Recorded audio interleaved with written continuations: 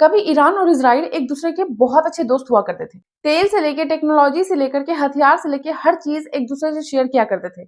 Iran के जो राजा थे शाह रजा पहलवी, वो अमेरिका और इजराइल के बहुत ही अच्छे दोस्त थे और दोनों एक दूसरे से खुफिया जानकारी भी शेयर करते थे। इनफैक्ट मोसाद, जो कि इजराइल का खुफिया एजेंसी है, और शावक, जो कि ईरान का खुफिया एजेंसी था, वो दोनों साथ में काम किया करते थे। मतलब ईरान के जो राजा थे उस टाइम अमेरिका के बहुत ही वफादार थे। फिर अचानक से 1979 में ऐसा क्या हुआ कि ईरान का तख्ता पलट हो गया और उसके बाद ईरान और इजराइल में भयानक दुश्मनी हो गई। मोस्ट इंपॉर्टेंट थिंग, उस टाइम जो ईरान की जनता द्वारा ईरान में तख्ता पलट किया गया था 1979 में, उसके बाद ईरान में आयतुल्लाह खुमैनी की सरकार बनी थी। तो ये जो आयतुल्लाह खुमैनी थे, ऐसा कहा जाता है उनके दादा और परदादा का रिलेशन इंडिया से था। मतलब इंडिया के उत्तर प्रदेश से था, वहीं के रहने वाले थे। उनके जो दादा या परदादा आप कहते हैं, उनका नाम था सैयद अहमद मुसावी हिंदी। हिंदी इसलिए कि वो जब उत्तर प्रदेश से ईरान में गए थे रहने के लिए, तो उस टाइम जब भी कोई आदमी हिंदुस्तान से अरब देशों में जाकर के रहने जाता था तो उनका नाम हिंदी रख दिया जाता था। मतलब उनका उपनाम हिंदी कर दिया जाता था, इसलिए सैयद अहमद मुसावी हिंदी उनका नाम था। तो ये जो सैयद अहमद मुसावी थे, ये आयतुल्लाह रुहुल्लाह खुमैनी के ग्रेट ग्रैंड फादर थे। मतलब उन्हीं के वंशज थे ये आयतुल्लाह खुमैनी, जो ईरान में तख्ता पलट करके ईरान में 1979 में जो ईरान का रिवॉल्यूशन हुआ था, इस्लामिक रिवॉल्यूशन, उसके बाद उन्हीं की सरकार बनी थी। तो आइए इतिहास की परतों को खोलते हैं और जानते हैं कि इजराइल और ईरान में तो कैसे दुश्मनी हुई। हालांकि जो खुमैनी थे उनको तो ईरानी नागरिकता मिली हुई थी, क्योंकि उनके ग्रेट ग्रैंड पेरेंट जो है वो इंडिया से थे। तो आइए इन सारी चीजों को डिस्कस करते हैं कि कैसे इजराइल और ईरान की दुश्मनी हुई। देखिए 1950 में जब इजराइल को सारे मुस्लिम कंट्री मान्यता नहीं दे रही थी, तो उस टाइम सिंगल ईरान ऐसा था जो इजराइल को डी फैक्टो दिया, मतलब राज्य की मान्यता दी। और उस टाइम जो ईरान के शासक थे, राजा थे शाह रजा पहलवी, वो इजराइल और अमेरिका के बहुत ही अच्छे दोस्त थे। दोनों साथ मिलकर के काम करते थे और ऐसा कहा जाता था कि अमेरिका जो चाहता था वही ईरान में होता था, और जिसकी वजह से और अरब कंट्रीज जो है इसके खिलाफ थी। ईरान की जो जनता थी इससे नाखुश थी। मतलब ईरान की जनता को यह मंजूर नहीं था कि उसके जो राजा है वो अमेरिका के इतने अच्छे दोस्त है, और इस तरह से वेस्टर्न कल्चर को यहाँ पे लाया जा रहा है। मतलब औरतों को पूरी छूट दी गई थी ईरान में उस टाइम में। मतलब वो कुछ भी कर सकती हैं, क्लब जा सकती हैं, कुछ भी पहन सकती हैं। उनकी सोच जो है सो वेस्टर्न होती जा रही थी, जिसकी वजह से ईरान की जो जनता थी वो इस्लामिक थी और उनको ये सारी चीजें पसंद नहीं आ रही थी। और उस टाइम ऐसा कहा जाता था कि ईरान की जो जनता थी वो इस्लामिक होने की वजह से जो कल्चर थी वहां की, और राजा की जो मनमानी थी, मतलब राजा जो है जो अमीर को अमीर बनाते जा रहा था और जो गरीब था उसको बहुत ज्यादा परेशान करता था। और उस टाइम जो शाबक था, जो वहां की खुफिया एजेंसी थी, वो लोगों को टॉर्चर करती थी, जेल में बंद करके लोगों के साथ बहुत ही अत्याचार करती थी। जो गरीब होते थे उनको और ज्यादा झेलना पड़ता था, जिसकी वजह से ईरान की जो जनता थी इसके खिलाफ जो है आवाज उठाई। और उस टाइम में जो आयतुल्लाह खुमैनी थे, इसके लिए जब उन्होंने आवाज उठाया 1964 में, तो उनको एग्जाइल भेज दिया गया।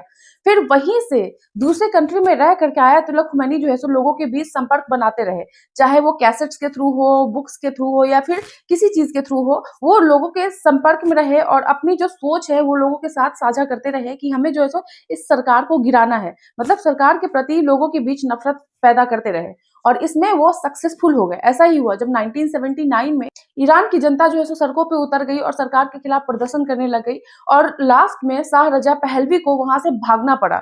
और तभी जो है ईरान की तख्ता पलट हो गई, और उसके बाद जो आयतुल्लाह रुहुल्लाह खुमैनी की सरकार बनी। और उसके बाद ईरान में कट्टर इस्लामिक सोच आ गई, कट्टर इस्लामिक सरकार बन गई। उसके बाद ऐसा हुआ कि ऐसा कहा जाता है कि ईरान की हिस्ट्री में कभी ऐसा नहीं हुआ जब नरसंहार किया गया बहुत बड़े लेवल पे। जो शाह के समर्थक थे, पहले जो राजा थे उसके समर्थक थे, अगर वो आवाज उठाते थे तो उनको मार दिया जाता था, जेल में बंद करके बहुत लोगों को मारा गया जो अमेरिका के सपोर्टर थे। मतलब एक तरह से आप कह सकते हैं कि उस टाइम नरसंहार किया गया। जो वेस्टर्न सोच की औरतें थी उस पर सरिया कानून लागू कर दिया गया। उसके बाद स्कूल में सरिया कानून के थ्रू जो है पढ़ाया जाने लग गया। सब कुछ जो है टोटल सब कुछ जो है इस्लामिक कर दिया गया। मतलब अगर कोई इस्लाम के खिलाफ आवाज उठाता था उसको समझो मार ही दिया जाता था। एक तरह से पूरी तरह से बहुत ही भयंकर लेवल पे नरसंहार हुआ। और उसके बाद जब खुमैनी की सत्ता आई तो वो इजराइल और अमेरिका को शैतान कहा, उनसे सारे रिश्ते नाते तोड़ दिए। उसके बाद से ही ईरान और इजराइल की जो है दुश्मनी शुरू हुई। ऐसा कहा भी जाता है कि जो आतंकवादी संगठन हिजबुल्लाह और हमास है वो भी ईरान के द्वारा ही बढ़ावा दिया गया संगठन है। मतलब ईरान जो है उसको हथियार बेचता है, पैसे देता है, फंडिंग करता है, हर कुछ इन दोनों आतंकी संगठन को करता है ताकि ये इजराइल के खिलाफ जो है जा सके, ताकि ये टेररिस्ट ग्रुप यहूदियों के खिलाफ लड़ सके, इजराइल के खिलाफ जा सके। तो इन सारे आतंक आतंकवादी संगठन को ईरान तब से बढ़ावा देने लग गया और तभी से लेकर के अब तक ईरान और इजराइल के बीच में नहीं बनता है। दोनों देशों के बीच में बहुत बड़ी दुश्मनी है। बहुत लोग को ये नहीं पता था कि 1979 के पहले इजराइल और ईरान बहुत अच्छे दोस्त हुआ करते थे। और जो खुमैनी की सरकार आई, ये भी बहुत लोग को नहीं पता है कि उनके जो ग्रेट ग्रैंड पेरेंट्स थे, उनके जो पूर्वज थे, वो हिंदुस्तान से ही थे। वो हिंदुस्तान के यूपी से थे। उनकी सोच, उनकी पढ़ाई-लिखाई, उनका संस्कार सब कुछ जो है सो यहाँ के जो यूपी के शिया मुस्लिम थे, उन्हीं से प्रेरित था। और उन्होंने अपनी सोच अपने पूर्वजों पे डाली। उन्होंने अपनी सोच जो है सो आने वाली पीढ़ियों को दी, पढ़ाया-लिखाया, उनको उसी तरह से ढाला जो उनकी सोच थी। तो खुमैनी कहीं न कहीं इसी का रिज़ल्ट था। उनकी जो सोच थी, उनका जो शिक्षा था, ये सारा जो है सो भारत के उत्तर प्रदेश से बिलॉन्ग करता था। आज की डेट में ईरान और इजराइल के बीच जो युद्ध चल रही है, वो दिन प्रतिदिन भयानक होते जा रही है। इसका तमाशा पूरा दुनिया देख रहा है कि कभी ये दोनों दोस्त हुआ करते थे और आज की डेट में जानी दुश्मन बन गए हैं।